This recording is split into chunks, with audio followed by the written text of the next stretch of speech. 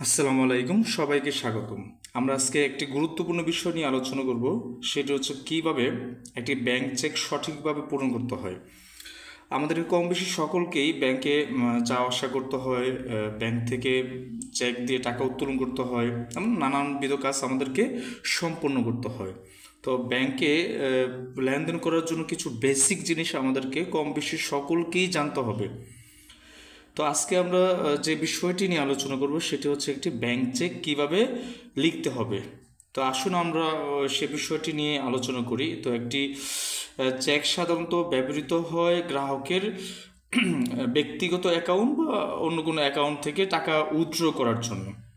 তো সে চেক হতে পারে আদেশ চেক, বাহক চেক এবং ক্রসড চেক। তো আমরা ধরে নিচ্ছি এই চেকটি হচ্ছে বাহকের নিজের চেক এবং সে একটি ব্যাংক থেকে সে নিজে টাকা উত্তোলন করার জন্য ব্যাংকে গিয়েছেন। তো সে কিভাবে এই চেকটি পূরণ করবেন এবং টাকা তার অ্যাকাউন্ট থেকে উত্তোলন করার জন্য। তো চেকের সবচেয়ে গুরুত্বপূর্ণ যে জিনিসটি হচ্ছে একটা চেকের তারিখটা সঠিকভাবে পূর্ণ করা। তো একটা ভ্যালিড চেকের মেয়াদ থাকে হচ্ছে 6 মাস, অর্থাৎ 6 মাসের ভিতরে সে চেকটি ব্যাংকে প্রেজেন্ট করতে পারবে টাকাটা উইথড্র করার জন্য। তো সেক্ষেত্রে আমরা অবশ্যই তারিখটি সঠিকভাবে লিখব এবং একটা চেক পূরণ করার জন্য প্রথম যে জিনিসটি জানা প্রয়োজন সেটি হচ্ছে একটি চেক কখনোই বাংলা এবং ইংরেজিতে মিক্সড হওয়া যাবে না। হয় চেকটি বাংলা ল্যাঙ্গুয়েজে লিখতে হবে, নতুবা ইংরেজি ল্যাঙ্গুয়েজে লিখতে হবে। যে কোনো একটি ল্যাঙ্গুয়েজ সিলেক্ট করতে হবে চেকটি সঠিকভাবে লেখার জন্য। তাহলে আমরা ধরে নিচ্ছি চেকটা আমরা ইংরেজিতেই লিখব। সেক্ষেত্রে আমরা তারিখটা সঠিকভাবে প্রয়োগ করব।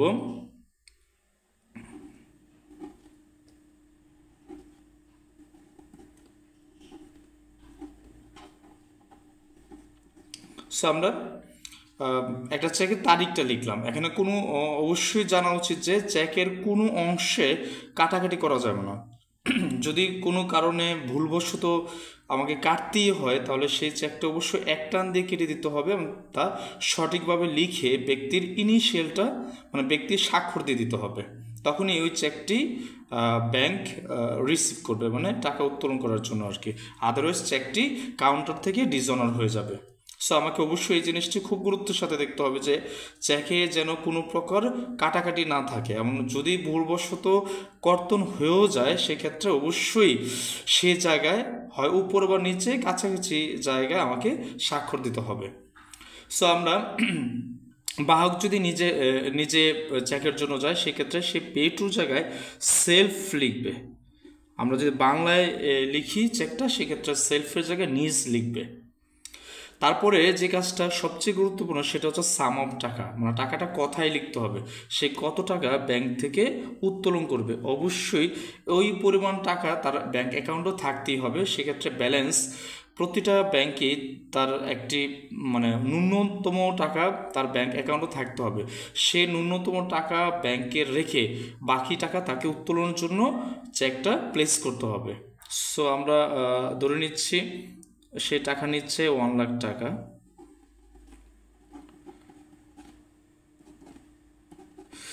সো সেটা অবশ্যই যেমনভাবে ইনওয়ার্ডে আমরা লিখলাম ঠিক একইভাবে টাকাটা অবশ্যই অঙ্কেও আমাকে লিখতে হবে এবং অবশ্যই সঠিকভাবে লিখতে হবে। তারপর সে তার চেকের স্বাক্ষরটা আমরা ল্যাঙ্গুয়েজ যদি ইংরেজি দিয়ে হয় তাহলে স্বাক্ষরটা যে ইংরেজিতে হবে সেরকম না। মানে একজন গ্রাহক যখন অ্যাকাউন্ট করার সময় যে সে যে স্বাক্ষরটা মানে অ্যাকাউন্টে দিয়েছিল সে স্বাক্ষরটা হবে, সে স্বাক্ষরটা ইংরেজিতে হতে পারে, সে স্বাক্ষরটা বাংলায়ও হতে পারে। আমি ধরে নিচ্ছি আমি স্বাক্ষরটা এভাবে লিখেছিলাম, বাংলায় লিখেছিলাম। তাহলে এইটুকু হচ্ছে আমার ওই চেকের উপর অংশের কাজ। তারপরে আমরা দেখবো যে পরবর্তী মানে পিছন ব্যাক সাইডে আমরা কী কী কাজ করতে পারি আর কি। ব্যাক সাইডে ব্যক্তি তার আরও 2টি স্বাক্ষর এন্ডোর্সে জায়গা দিবে, সেটা হচ্ছে 2বার স্বাক্ষর দেবে। এই নিয়ম হচ্ছে এই 2টি স্বাক্ষর কাউন্টারের সামনে দিতে হয়, মানে অফিসারের সামনে।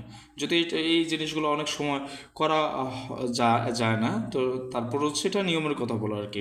অবশ্যই গ্রাহককে তার মোবাইল নাম্বারটা চালু মোবাইল নাম্বারটা দিতে হবে। অনেক সময় ব্যাংকাররা অনেক সমস্যায় পড়ে, কখনো সে ব্যাংকাররা টাকা পেমেন্ট করতে গিয়ে টাকা বেশি দিয়ে ফেলতে পারে, কম দিয়ে ফেলতে পারে, অথবা যিনি ডেবিট করেন সেই ক্ষেত্রে সে কম বেশি ডেবিট করতেই পারে। তো সেই ক্ষেত্রে যদি চালকৃত মোবাইল নাম্বার থাকে তো ওই ক্ষেত্রে ব্যাংক অফিসার প্রয়োজনীয় তাগিদে তাকে ফোন দিতে পারে। এজন্য আমরা অবশ্যই তাকে সঠিক ফোন নাম্বারটাই আমরা লিখব। এই হচ্ছে মোটামুটিভাবে একটা আদর্শ চেকের মানে লেখার ধরন আর কি। তো এইভাবে আমরা চেকটা যদি ব্যাংকে প্লেস করি, সে চেকটা অবশ্যই ডিসঅনার হওয়ার কোনো সুযোগই নেই, চেকটি অবশ্যই অনার করতে বাধ্য ব্যাংক অফিসাররা। এটা হচ্ছে মানে গ্রাহক যদি নিজে ব্যাংক থেকে টাকা উত্তোলন করতে চায়, এটা হচ্ছে গ্রাহকের ক্ষেত্রে লেখার নিয়ম। যদি গ্রাহক নিজে না চেয়ে অন্যকে চেক লেখার জন্য চেক থেকে টাকা অ্যাকাউন্ট থেকে টাকা উত্তোলনের জন্য পাঠায়, সেক্ষেত্রে সব কিছুই ওকে জাস্ট পে টু জায়গায় সে সেফ না লিখে যাকে পাঠাইছে তার নাম লিখতে হবে। যেমন আমরা ধরে নিচ্ছি আর কি, এখানে বাহক হচ্ছে করিম, তো করিম ব্যাংক থেকে টাকা উত্তোলন করবে, ওই ক্ষেত্রে আমরা সেলফ শব্দটা লিখবো না, লিখবো হচ্ছে করিম। পাশাপাশি বাকি সবটুকুই ঠিক থাকবে। পিছনের অংশে বাহক যিনি যাবে তার নাম দুইবার লিখতে হবে। হ্যাঁ, ব্যক্তির যিনি গ্রাহক তার নামও দুইবার লিখতে পারে, আবার পাশাপাশি বাহকের নাম অবশ্যই লিখতে হবে, কারণ কাকে আমরা চেক দিচ্ছি তাকে আইডেন্টিফাই করতে হবে। আরেকটা সবচেয়ে গুরুত্বপূর্ণ বিষয় যেটা ব্যাংক ক্ষেত্রে দেখা যায়, টাকা উত্তোলন করার ক্ষেত্রে দেখা যায়, সেটি হচ্ছে অনেক সময় আমরা যিনি বাহক আসেন টাকার পরিমাণ অনেক ক্ষেত্রে 50 বা 1 লক্ষ টাকার উপরে চলে যায়, তখন ব্যাংক ওই ব্যক্তিকে শনাক্ত করার জন্য অবশ্যই তার কাছ থেকে এনআইডির বিষয়টা প্রয়োজন বোধ করে।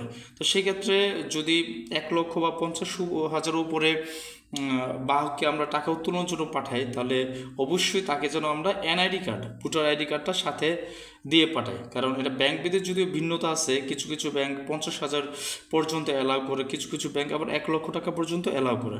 নর্মালি 50,000 পর্যন্ত এইভাবে দেওয়া যায়, যেটা একজন ব্যাংক কর্মকর্তা যতটুকু টাকা মানে ভুল হলো সে পরিশোধ করতে ক্যাপাবল থাকে, ততটুকু টাকা পর্যন্ত সে হয়তোবা মানে পাস করতে পারে। কিন্তু নর্মালি 50,000 উপর হলে গ্রাহককে অবশ্যই ভোটার আইডি কার্ড দিয়ে পাঠানো উচিত। এটা হচ্ছে সবচেয়ে গুরুত্বপূর্ণ বিষয়। এটা প্রায় দেখা যায় যে বাহক 50,000 উপরে আসলে সে ভোটার আইডি কার্ড দিতে অনিচ্ছা পোষণ করে আর কি। এটা মোটামুটিভাবে আমাদেরকে জানা উচিত।